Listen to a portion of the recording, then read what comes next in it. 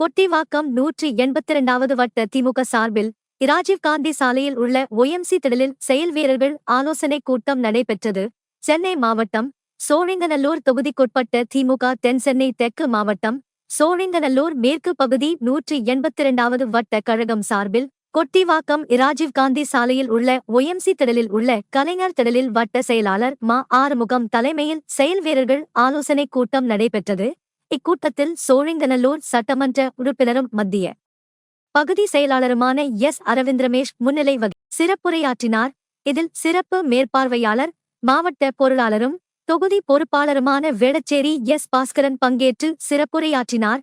இந்நிகழ்ச்சியில் சென்னை மாநகராட்சி 14வது மண்டல குழு தலைவரும் மேற்கு பகுதி செயலாளருமான வி ரவிச்சந்திரன் வரவேற்புரையாற்றினார். இதில் பல்வேறு ஆலோசனைகள் வழங்கினர்.